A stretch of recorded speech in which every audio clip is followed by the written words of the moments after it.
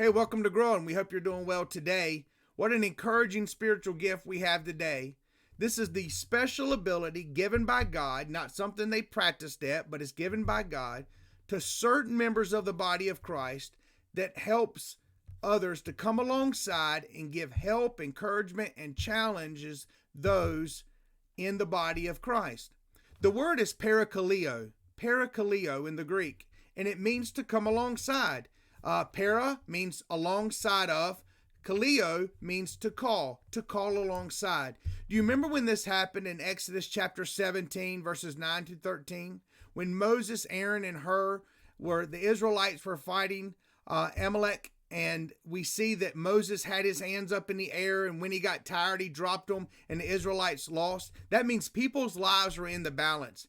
And we know that Aaron and Hur stood beside of Moses and lifted up his hands in order so that the Israelites can win. And it's interesting in verse 13, and it said, and Joshua was able to take over Amalek and his people with the edge of the sword because of those that had the gift of exhortation.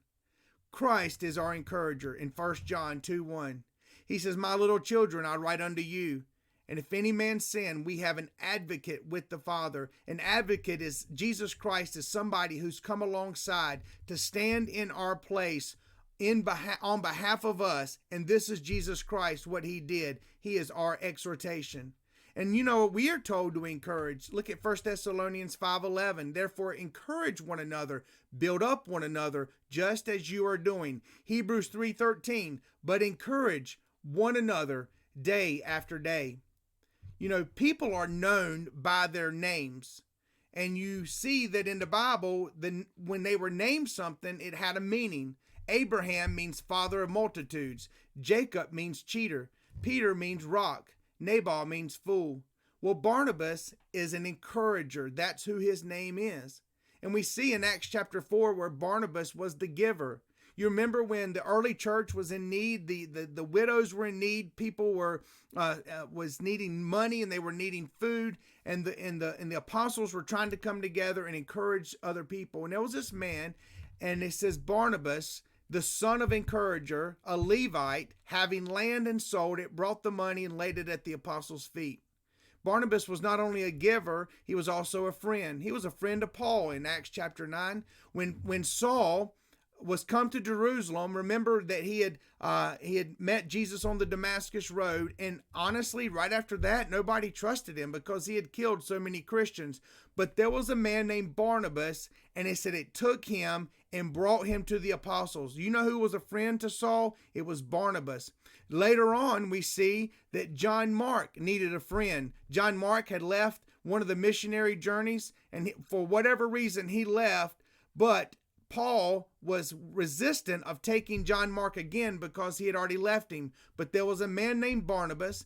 He was determined to take with him John Mark. And Paul says, I don't think it's good that we take him. And he departed. And there was sharp contention between Barnabas and Paul. And what happened was Barnabas said, you go this way and I'll go this way. And it ended up being two missionary teams instead of one. We see Barnabas was a giver. Barnabas was a friend of Paul. Barnabas was a friend of John Mark. We see what looks like our mark of it, and somebody with the gift of exhortation. They genuinely just like people, and they are strongly relational. And they root for the underdog, and they're wanting to help them up. They are very forgiving, and they're very tolerant. They are quick to respond to people's needs. They are quick to give people benefit of the doubt, and they are usually well liked by others. And they are quick to spot spiritual potential in other people. God bless those who have the gift of exhortation, and they are encouragers in the house of the Lord. I pray that you would continue to stir up your gift that is within inside of you. God bless you.